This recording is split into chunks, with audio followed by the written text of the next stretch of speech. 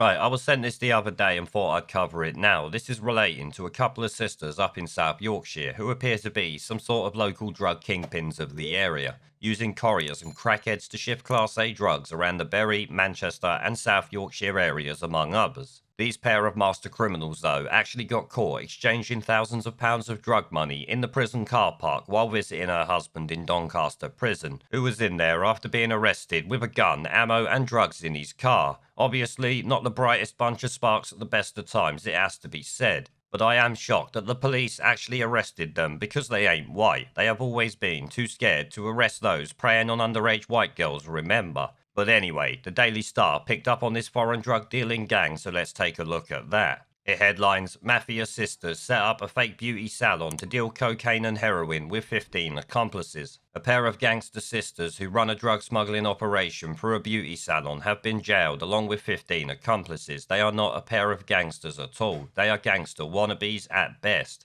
Shazia, 42, moved heroin and cocaine from Bury, Greater Manchester, around South Yorkshire with her sister Abia, 45. The mob siblings laundered hundreds of thousands of pounds through a fake beauty salon, the Beauty Booth, together with Shazia's partner, Peter Wafter, 57, and a network of couriers. The pair trafficked Class A drugs in bulk across the country. So you can guarantee that the Labour Party will be demanding no one is deported here because they are all perfectly good, upstanding citizens, and all will likely be voting for Labour. The crooks recruited drug addicts and people who owed money to dealers as couriers to carry drugs across Greater Manchester and Yorkshire, but their criminal empire was thrown into disarray when Wafter was handcuffed after being pulled over by cops with a gun, bullets, cash and drugs in his car in January 2019. So master criminal husband there got himself arrested carrying a gun with bullets, cash and drugs in his car. What a complete fucking tit he is. A raid of Wafter's house found 26 kilos of amphetamines, a kilo of heroin, several encrypted burner phones. After his arrest, Shazia promoted her son Hassan, 21, as kingpin of the gang, while Wafter's daughter Natalie, 31, inherited her dad's role. So it's definitely a family business we've got going on here. Prosecutor Andrew Ford told Manchester Crown Court Natalie would source Class A drugs on a wholesale amount for onward supply in Doncaster.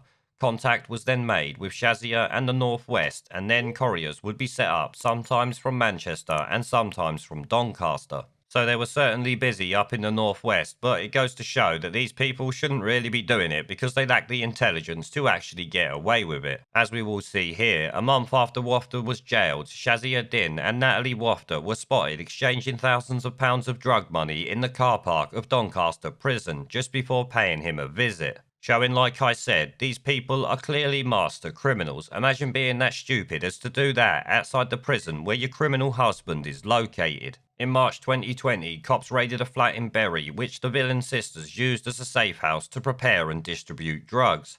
The flat contained £66,000 in cash, a kilo of cannabis, scales and a vacuum packing machine. More drugs were seized at a garage in Manchester, including 1.5 kilos of heroin, as well as scales and a hydraulic press to prepare drugs in bulk. A police probe into the gang led to 20 arrests and 17 people were jailed for their part in the drug trafficking operation. So there you see, the police up there have actually gone and arrested some real criminals, but I guess this was maybe before they had been told by Boris Johnson to become the brown shirts and arrest peaceful protesters. It's a shame they weren't so quick to arrest people that were up there doing the grooming gang bullshit, as it was common in those areas and is common around the country at this point. But I can only assume they haven't been sentenced yet, since there was no mention of how long they actually got. I am expecting that they will only get a couple of months. Well, the women anyway. The men will probably get 10 or 15 years. Because I guess equality. But I'll tell you something, if anyone involved in this has a dual nationality, then it should be see you later, you criminal fuckpig. If they break the law and get multiple years in prison, then the rules state that you get kicked out of the country. That should be happening here. Obviously, it doesn't work like that, so we will see how it goes. The government is more likely to give them a 4-star hotel and a phone, money, and the rest of it, as we have seen. Oh, no, they didn't come in by small boat, did they? They probably won't give them that. You never know, though.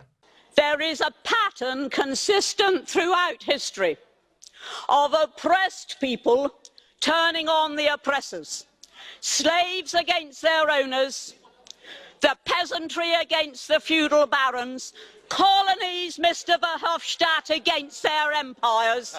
And that is why Britain is leaving. And it doesn't matter which language you use, we are going, and we are glad to be going. We're off.